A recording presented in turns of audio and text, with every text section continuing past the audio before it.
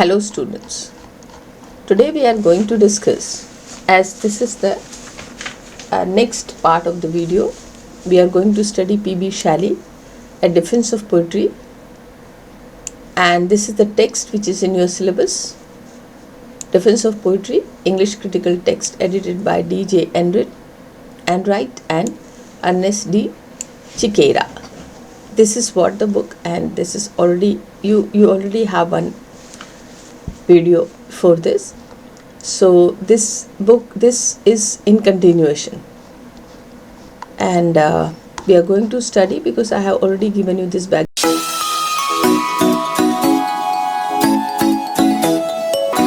and these bullet points. Let's come to the next point.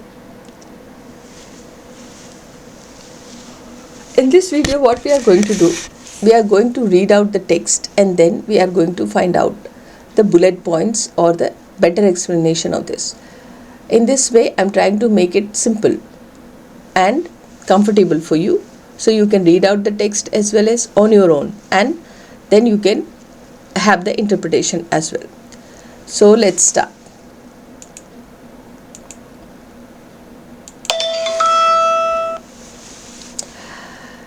According to one mode of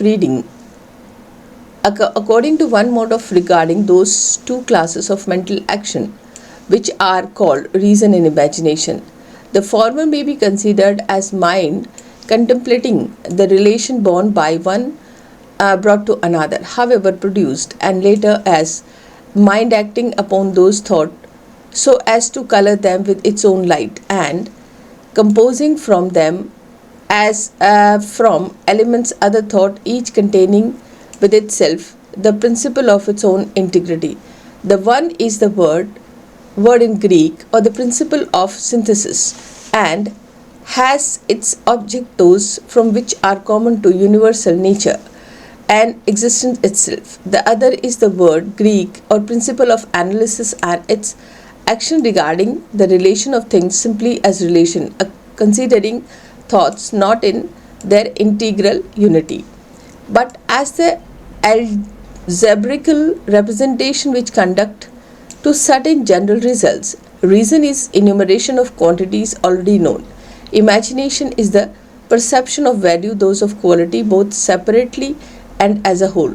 Reason respect the differences, and imagination the similitudes of things. Reason is to imagination as instrument to the agent, and the body to the spirit as the shadow to the substance. So in this whole paragraph, if you see, we are talking about two things. One is reason and another is imagination.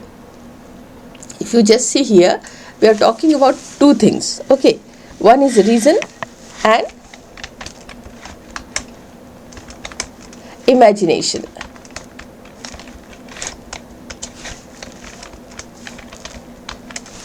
So these, basically he's trying to explain these two things, reason and imagination. And here, how reason has relationship with imagination, this whole idea is here. This, if I draw a line, this from here you will find, this is what, from here you find reason is the, this is what this reason is, the enumeration of the quantity already known. Imagination is the perception of the value of those quantities, both separately as and as a whole. Reason respect the differences, and imagination this similitudes of things. Reason is through imagination as the instrument to agent and the body of spirit. So reason is the enumeration of quantities already known. I mean, the qualities which are already there, we are trying to know them better. Imagination is a perception. So, I mean, maybe these are the two things which we can understand. It's a mental versus physical. What your mind is able to see, and how your mind is able to calculate or measure them.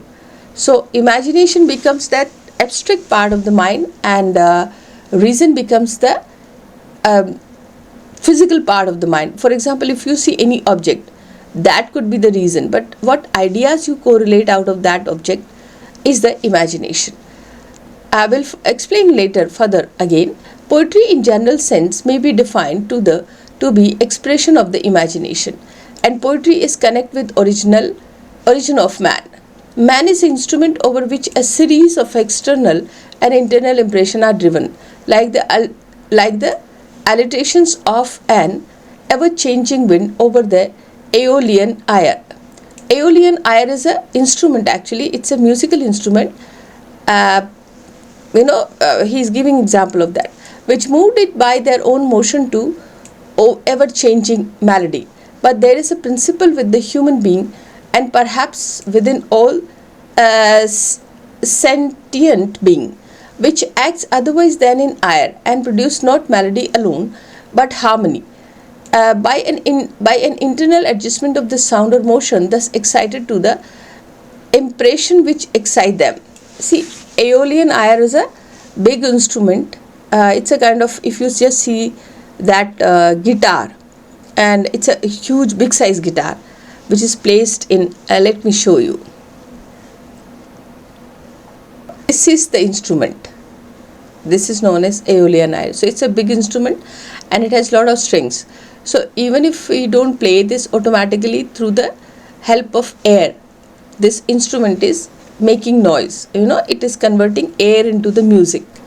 The moment the air strikes these chords, and then it produces music. So these are the forms of Aeolian lyre. This is what Aeolian lyre. It's a musical instrument. Okay.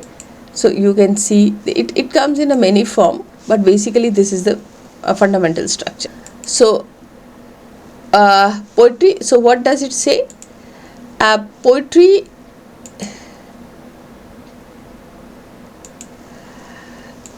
in a general sense may be defined to be the expression of the imagination, and poetry is connate with the origin of man. Man is an instrument over which a series of external and internal impressions are driven. अगर मैं इसको हिंदी में सीधा सीधा समझाऊँ आपको, तो aeolian air में जिस तरह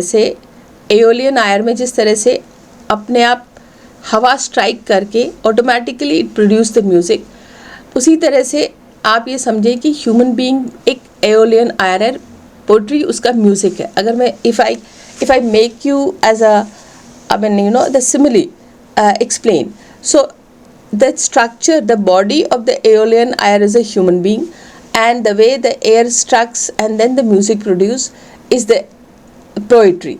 So human being's mind is automatically musical. The instrument is there, the chords are there, the structure of the music is there. It is only imagination. So poetry becomes that air which strikes to the mind, and then music is being produced. So this kind of simile is being used here. It is as if the air could accommodate its chords to the motion of that which strikes them in determined proportion of the sound, even as a musician can accommodate his voice to the sound of the air. A child at play by itself will express its delight by its voice and motion, and every inflection of the tone and every gesture will bear exact relation to corresponding antitype in a pleasurable impression which awakened. It will be the reflected image of the impression, and as the air trembles and sounds after the wind has died away, so the child seeks by prolonging in its voice and motion of the duration of the effect to prolong as a consciousness of the cause in relation to the objects which delight a child. These expressions are what poetry is to higher objects. The savage, for the savage is 2 ages, with the child is 2 years. Express the emotions produced in him by surrounding objects in a similar manner. The language is gesture together with its plastic or pictorial imagination become the image of combined efforts of those objects and of his apprehension of the man.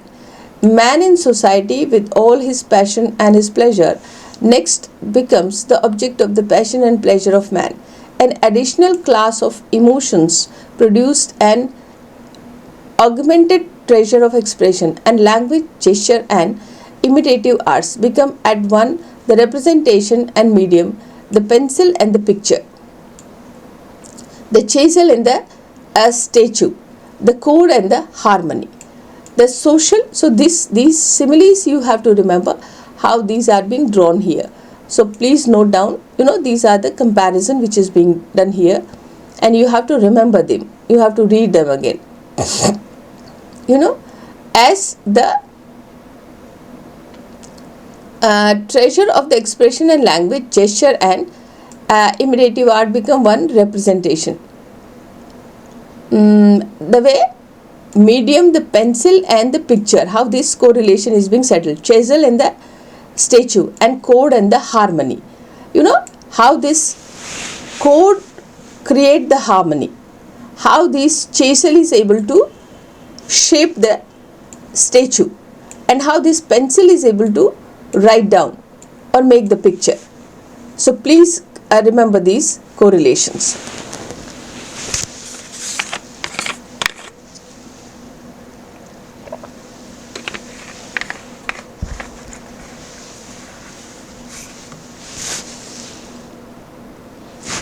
The social sympathize over those laws from which, as from its elements, society results begin to develop themselves from the moment that two human beings coexisted.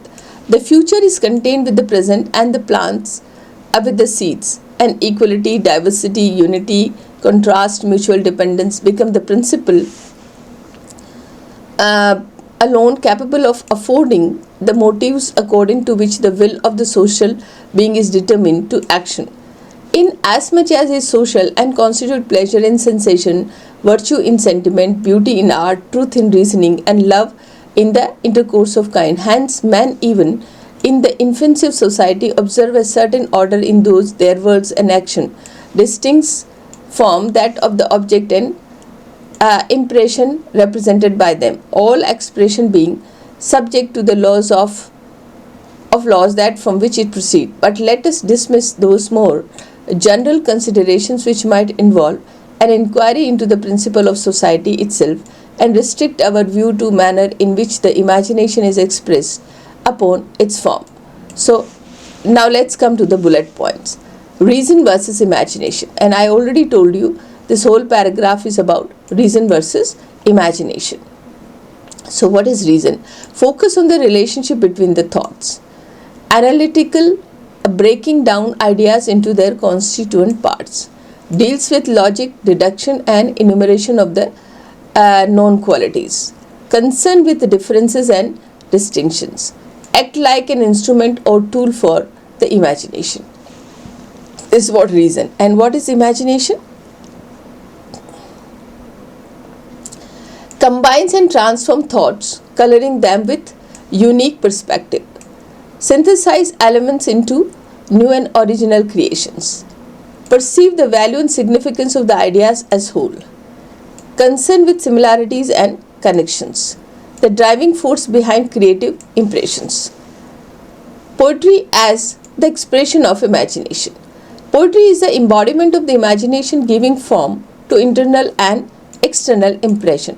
Human beings, like an aeolian air, and are constantly influenced by the range of experiences that shape their thoughts and emotions. Imagination allows individuals to organize these experiences into meaningful and harmonious expressions, much like a musician crafting a melody. Then the origin of the poetic expression. Children naturally express their delight through sounds and movements, reflecting their inner experiences. Savage societies also utilize language, gesture and art to represent their understanding of the world. These early forms of expression lay the foundation for more sophisticated form of poetry and art. Influence of social interactions. As humans interact, their emotions range expands, leading to a richer and more complex array of expression. Social interactions give rise to new emotion and desire, which are then reflected in art and literature. The principle of equality, diversity, unity, interdependence within society shape artistic expression, order and structure in poetic expression. Even in early societies, there is an inherent order and structure in human expression, influenced by social and cultural context. This order transcends the immediate subject matter, reflecting the underlying principle of human interaction. This analysis highlights the key distinction between reason and imagination, emphasizing the role of imagination in shaping human expression, particularly those through poetry. It traces the origin of the poetic expression from childhood play to complex social interactions, demonstrating how human experience and societal structure influence artistic creation. So, I think you might find it difficult, but it's very easy. Let me explain you. Reason. Focus on the relationship between thoughts. See, reason is always much more complicated than imagination. So reason is a more logical and a complex part of brain, and imagination is much smoother and simpler part of the brain. So focuses on the relationship between thoughts. Reason, reason ही बताएगा कौन सा idea अच्छा है, कौन सा बुरा है, even why the thoughts are coming. Analytical breaking down the ideas into their constituent part. And reason always even break the ideas. It analyze even what, for example, you are sitting somewhere and you start thinking about your friend. And then you think why he did like that, why he was speaking, why the other girl came and she was behaving in a particular way. So, the situation is already there, the memory is already there, and you are analyzing, critically analyzing. So, reason is that part of it. Deals with logic. Reason deals with logic, deduction, and enumeration of non-qualities. So you will always find that reason is always it's a logical part, right? Then concern with the difference and distinction acts like an instrument or tool to the imagination. So imagination, whatever imagination is there in our mind, it becomes as a tool, instrument. For example, you want to repair your car. So if the car becomes the object, then the instrument through which you will open it, it becomes the imagination. Now let's come to what is imagination. Combines and transforms thoughts, coloring them unique perspective. So imagination actually put all the thoughts together, synthesize elements into new and original creation. It is always high in the creation. It is always flying and then getting new ideas. So perceive the value and significance of the ideas as a whole. Concern with similarities and connections. The driving force behind creative expression. Poetry is always imaginative, because see, the logic put the barrier to our mind. For example, you say, I want to open a business, or I want to go to Oxford. This is what your imagination. Then your logical mind will say, how would you go? Where is the money? What is the procedure? How to get admission? Where to stay? So these are the logic. So logic actually put or cut the imagination. It put the realistic barrier. But imagination is high. So, but anyway, if you are able to combine imagination and logic, then the creation is powerful. Because for that, then you have to work, you have to go. So in this way, we can combine imagination and logic. So poetry as the expression of imagination. Poetry is the embodiment of the imagination, giving form to internal and external expression. Human being like an aeolian lyre. So if we say human being is, I told you actually, this is what the aeolian lyre is there. It is this kind of instrument basically. Okay. So it is this kind of instrument, and this is the more, if I make it like this. Okay, let me make this with this. Okay. So if I make this is kind of, it is this kind of instrument. Okay. So it is, and it is this way it is placed here. And here you will find that it has, let me draw lines. So it has chords, okay? These are the strings. These are the chords. And the moment these chords strike to air, it produces music, okay? So it produces music. So what the writer is trying to say, that this body, this body of the instrument, it is a human mind, and this whole is human. This whole structure is human, and this string is already there, and the air, the air which is coming and striking it becomes the imagination. So this part become the imagination. This air part become the imagination. That's what the correlation you have to understand. What is this aeolian air? Experience that shape their thoughts and imagination. Imagination allows individuals to organize these experiences into meaningful and harmonious expression, much like musician crafting a melody. Origin of poetic expression. Children naturally, and that's what in the beginning also I said, even if those which are very small children, they understand rhythm. That's why we have small children's poem. It's not poem actually, these are rhymes. So, wheels on the bus go round and round, round and round, round and round. Wheels on the bus go round and round all day long. So this wheels on the bus go round and round is, I don't know how much logic you are able to put it, but children dance. Those who are 1.5 year, 2 year, 3 year, they just dance, and then they just act. So this is how the musical part of the human brain is instinct. Already these codes are there.